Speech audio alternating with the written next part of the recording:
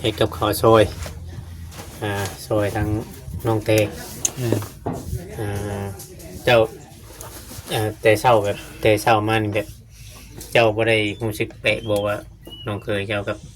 น้องสาวเขาให้กันหยัง หากเห็นนี่บ่หากเห็นตอนเที่ยงนี่บ่ได้ว่าได้ตอนเที่ยงนะตั้งแต่ข่อยเข้ามาข่อยพ่อเจ้าแบกไม้มาน่ะเขาคือบ่เว้านำกันเลยข่อยถามก็คือบ่ปากมื้อเช้า สักมันก็บ่ฮู้คือกัน เมื่อคืนบ่ได้มีเสียงแบบเว้ากันบ่เออ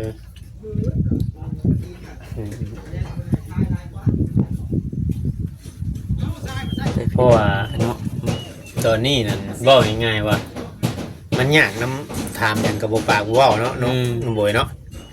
แบบว่า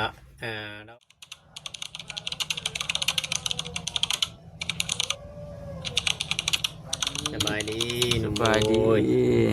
เอาพี่น้องไอ้เนาะมื้อนี้ก็คือว่ามานั่งลมนั่งเล่นกับน้องโอยระหว่างกินข้าวกินน้ำแล้วเนาะจะเทื่อแล้วกินข้าวรวมกันครับทีมงานช้าง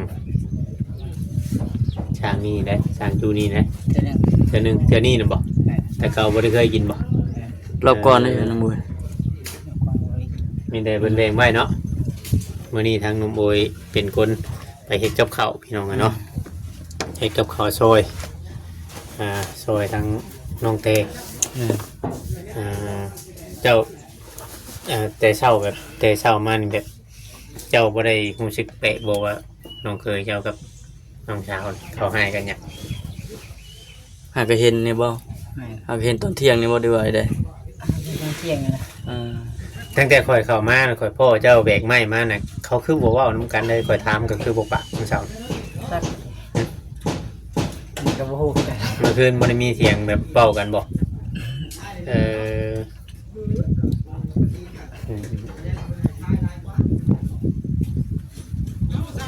เพราะว่าเนาะตอนนี้นั่นเว้าง่ายๆว่ามันยากนำถามหยังก็บ่ปากบ่เว้าเนาะน้องบ่อยเนาะแบบว่าเราบ่ให้บ่เว้าหยังเลยนะแต่ตั้งแต่ก็คืออุแบบถามปัวก็บ่เว้าว่าให้กันให้หยังนะแอบงอกไปซื่อๆนะเขานั่งก็บ่กินจังซี่เขานั่งบ่เห็นกินนะชื่อกระเปียกบ่กินแต่ชื่อมาให้ปัวหรือบ่ได้เบิ่งเด้อเบิ่งก่อนบ่มีเพิ่นว่าบ่แม่นเนาะบ่มีเนาะเราไปซื้อ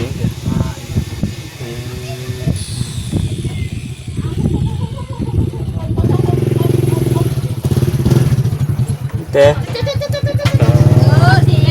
ชาวมาแต่ทางไหนหลายคนแทนนุ่มโอยจองจ้านี่บ่อันนี้เด้งอันนี้หนุ่มโอยเนี่ยชาวตามรังกันยำยับไม่ใช่น้องเต้มาเต้กินข้าวเอ้าคือบอกมาให้ตาเถ่ากินใช่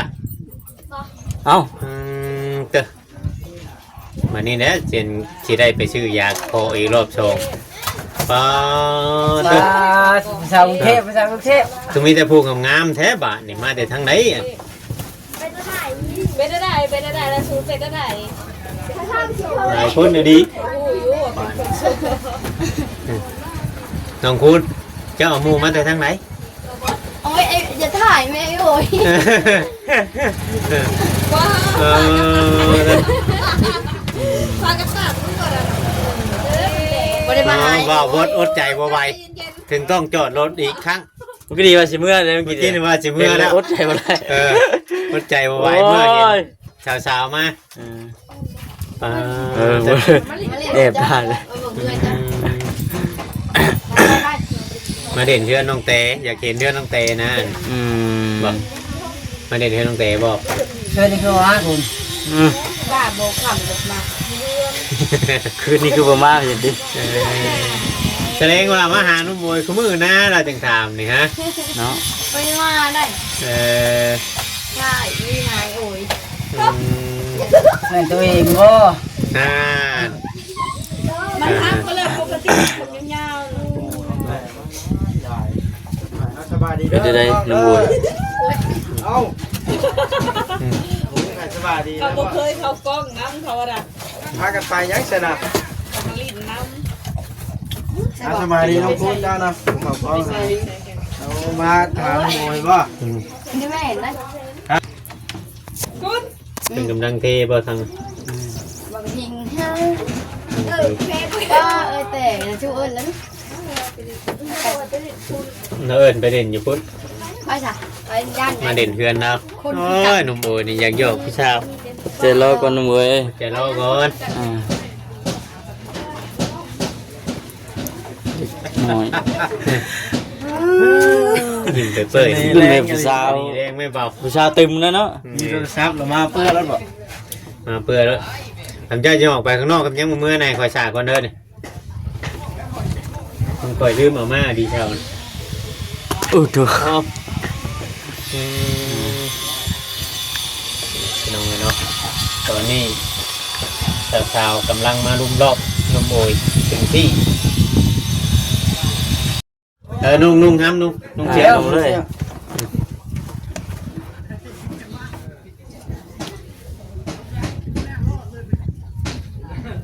บ่เราบริณาบ่จากโมงชื่อดินฮะ บ่ โอ้มีข่าวดีป่ะ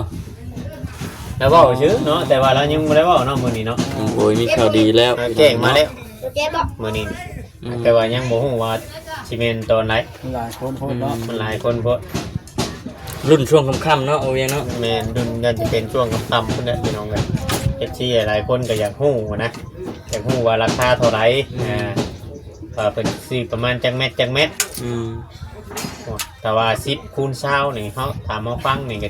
คือว่าแพงเดียวได้กับ60,000เนาะ โอ้ ราคาแพงอยู่งั้นเราเอาคือว่า60,000เนาะน้องหมด60,000แล้วอะจำเดินของเงินประตูวันชัยแน่นอนเฮียเนาะนี่แหละพี่น้องเลย โอ้ยที่นี่ข่าวดีแล้วพี่น้องเนาะ น้องโบอยากได้ช่วงผมช่วงนี้ได้ดีเบิ่งขับอยู่ เนาะ เอ้ย ทั้งผมมาทิ้งนี่ สิได้นี่ บ่ ช่วง ว่า เพิ่น ทั้งผมทำแล้วนี่ แม่น ว่าโอ้โห ได้จังผมนี่แห้งเต็กได้ผู้ชายแห้งหุ่มแล้ว อ่า ข่อยยังเอาเมียก่อนเด้ เงินเดื เอ อน อ เป็นบ่เมียบ้านเด้อ เองนัก รอ เนาะ คิวอยู่กันอยู่นี่นะ ใครงานยกบ่ใครงานยกอยู่ว่าจะเอาเมียนะ จะเอาให้นักเป็นตุ้ยบ่ ปีก ทำ มันนี่ เอาอยู่กันเนาะพี่น้องเนาะ ไอ้สาวบ้านหลายให้มาหาไผเห็น นุ่มจ้อยกับนุ่มโบยเนี่ยนำนี่ มีผู้บ่าวนะ แม่นมีเกิดท้อง กูก็คือเนี่ยดิ มินชิไปใส่อีก 3-4นุ่มมีนะ จึงบ่ได้มาหา ฮะ บ่ได้มา เสียงเศร้าเลย บ่ยันเข้ามาหาทางนั้นบ่เขา ยังดีแล้ว เขาดึงอยู่บ่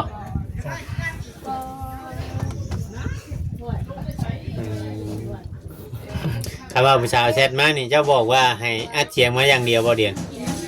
บ่เละแต่ ให้มวนให้ดูว่าได้ไร นอกงานให้ ให้น้องงานให้ ตั้งแต่ก็อ่านเป็นหมดเลย น้องเตก็อ่านเป็นบ่จ้ะ บ่น้องเคย เกะออ น้อก งเคยอ่านเป็นอยู่ อ่านให้ อ๋อน้องเคยอ่าน อย่ามินด้วย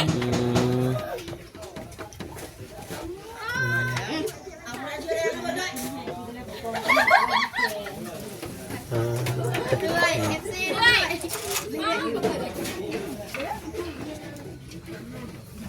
มาเรื่อยๆนะกินข้าวเรื่อยๆเรื่อยๆนะ บ่เสร็จมาบ่ ว่าเซนกับมาหนุ่มโอยตื่นเต้นเฮง แกยังมานะ เอฟซีด้วยเด้อ จังกะซีบ่ มาบอกช่วย จังซีมาเนี่ย น้องถ้วยทองบ่อันนี้ผู้บ่าวซื้อถ้วยทองเสื้อแด จั ง งซีจังซีมาให้เงินในตู้จริงบ่ คือด้วยช่วยมาช่วยไปเป็นเมียนั่นน่ะ มาดูทางบ้าน น่าจะมีเปอร์เซ็นต์อยู่ เนาะพอแล้วเมนนะอยากได้จังซีซีเพนได้ระวังมัน เดี๋ยวเราไปอยู่เนาะ แหมก็เบิ่งนะช่วงที่มีเปอร์เซ็นต์อยู่เนาะ มันยังน่ะเพิ่นคอยให้เพิ่นลาบมันดมจับไว้นึงมื้อนั้นบ่ ดงมื้อนั้นเด้หนุ่มโอยว่าอยากไปปนน้องอยู่เนาะหนุ่มโอย ข่อยกล้าบ่ถึกได้อยู่ข่อยกล้าบ่ถึก มาให้ไผชาวจังกะซียัง น่าจะเป็นในตู้นี่แหล้ว แม่นบ่จังกะซีเห็นมันเดือมชื่อได้ข่อยกะ เสื้อลาบ่เป็นเสื้อลาจ้ะ บ่สังสี เรามุงลบเราหนึ่งจ้ะเพชรลบไปจ้ะแม่นอยู่เพชรลบ ลบตัวใด นี่เพื่อนตู้นี่ได้ เป็นตู้ยัง นี่ได้ ฮะ ข่อยกะว่าเด้ บ่ได้แล้วชื่อ เดี๋ยวชื่อว่าติดรถเฮื หา อน งดินได้นี่ เฮือนเราไปจังบ่ บ่หางดินน่ะหางดินใช้ถังน้ำอันนี้น่ะหางดินใช้ถังน้ำไม่ใช่ พื่อนคือสิพาชื่อแท้เนาะ ขาครับแบงค์สิอาญาติปิดห้านทีละวะเดี๋ยวว่าคือต้องเตะจัก เอาให้ FC เบิ่งก่อนชื่อว่าหยังฟังกันบ่กันนี่สิเลย เอาขอไปพูดออก มาพูดน้องยัง มาแสงมาเนาะ เว้ยนอนรับฟันดีวะดินี่ฟันดีอยู่ นุ่มโบยว่ายังไงแกเจ้ามานอนอยู่พี่เจ้าบ่ได้ฝันหยังบ่ ฟันแปลกเป็นยังไง บ่ ติ ข่อยสิขอถามอันนี้กับ FC อย่าให้เด้อจะลามาเด้อข่อยขอถามเรื่องเก่านึงแต่เจ้านอนอยู่เรือนเก่าตะกี้เคยฝันเห็นแม่อยู่บ่ พันในช่วงมื้อหนึ่งนี่แหละ ช่วงในช่วงทีมงานเขาเข้ามาแล้ว ช่วงแต่มันช่วงมันวุ่นวายนี้ แม่น ตะกี้น่ะบ่ได้ฝันบ่จะอยู่ผู้เดียวแต่ก่อน บ่เป็น นี่มาคือมัน บ่สู้ฝันบ่คือว่าบ่เคยฝันเลย บ่ค่อยฟัน บ่พัน เจ้าผ่านเห็นน่ะเจ้าย่านบ่คือแนวใด ก็บ่ได้ยาก ฟันเห็น ธรร ไป ม ได้ ดาบ่ แม่น ฟันพวกกินนี่ฟันได้ได แล้วแล้วไปก่อน เดี๋ยวไปหักแต่ว่าบ่พื้นว่าเรื่องความฝันซื่อนะ แม่ ว่าอยู่ผู้เดียวเด้เนาะงอมแงมเนาะ อันนี้เงินนะ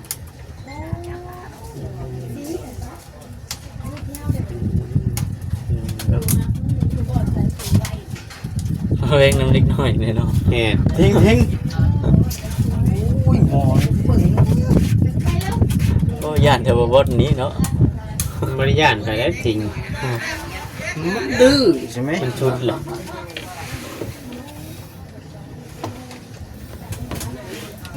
เช้านี่จะว่าสิตัดหนองรถบ่ได้ตัดหนองเลยรถ บนได้น้อยบ่ใช่เสื้อ ดื่มนะ แดงมันดื่มเนาะเนาะ ไม่เห็นน้อยเดียวนึงแบบประมาณบ่ฮอดนาทีดอก งานลงรถก็ให้เปิดเป็นชงมันบอกเลยว่าได้ ประธานกู้วะ นากูอะมือขัวลงนะมือขัวลงแล้ว พาแล้วหรือเปล่า มือชายยาเลยบ่มือชาย ไม่ใช่กำลังปลูกมัน มือใช้นะซื้อได้ เปิดเผยเนาะ จะก้าวไปน้ำกันนี่เนาะ มือขัวมือชายยกให้ผู้นี้เป็นมือขัวแล้ว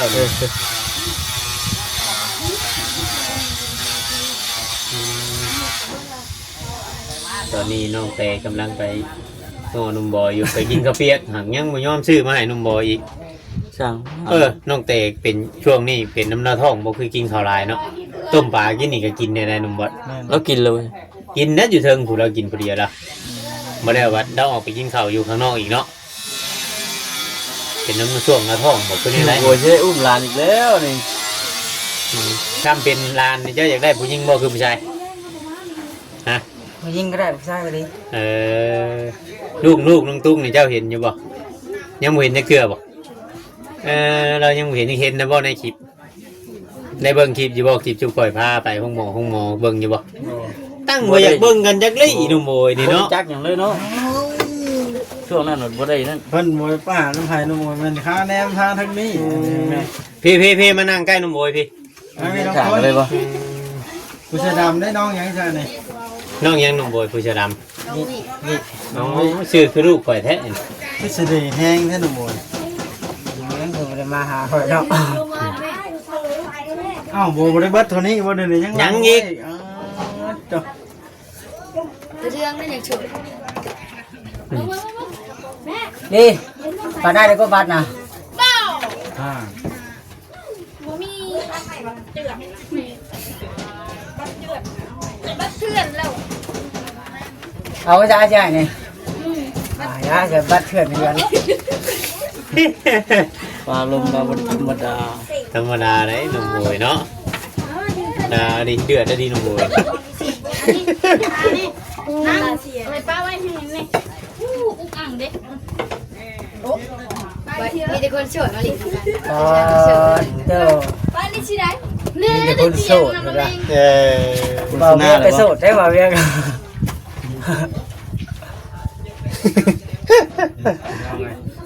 สาวคนมาเล่นน้ำมวย บ้า นี่ เสน่ห์แรง จะในแรงว่ะ ตอนนี้แรงดีหนุ่มโอยช่วงนี้เนาะ แรงสุดยอดเลยสิได้แอบถ่ายคลิปพูกเขาอีกโอ้ยไอ้เอาไว้มาถ่ายเลยสิแอคนี่ เอา เพื่อนเอาลงรูปปิดอ่านได้เบิ่งรถในเฟซได้เอ้ยนะ ไปเอาลุง เพราะว่าถ่ายเบิ่งแม่ ถ่ายรูป2คนที่เพิ่นอีตานแอคอยู่ ไม่เอาลงมันเดินลง ว่าเขาเบิ่งแม่เอ้ยในเฟซน่ะหั่นเพิ่น ข่อยก็ว่าอายุข่อยเห็นอยู่ข่อยเห็นอยู่ในเพจเราน่ะ เห็นเพิ่นเอา นี่เนาะยืนอยู่บนหัวเนาะ แม่น เดินอยู่ข้างหัวนี่ ถ่ายรูปกัน โอ้ ดิ เดินเอาลงได้ ไปเอาลงแค่ไปเอาลง ทีวีแล้ว อ่าเออ เอาลงเยอะแล้วก็มีเขาเอาแล้วเนาะ มีมันยังบ่ได้มีมันเลิกเลย เลิกยังเบิ่งนี่โอ้ยเลิกถึงแล้ว ลบได้ลบได้ลบ เลิ ได้ กแล้วแต่มัน ยังไม่เลิก มันส่งมาว่าค่าสายอยู่นะ ลบเลย เจ้าก็ลบเลยโอ้โหดีมันบุย กลัวบักลิงกูหน้าก็ได้เป็นนิ่มยังคือตื่น เอ้ามีแต่ว่าโลพังโล ก็ได้ ดิ เห็นยังก็ได้แล้ว เกาหลีต่อไปพี่น้องเนาะมันจะเลยเดี๋ยวนี้เนาะ เราพังกัน ลายแล้วก็ติดกล้องไว้รถ โอเคเดี๋ยวพูดแล้วเฮาก็สิไปหารอพุ่นแหละ ไปอ่ะดวงใจเลยนี่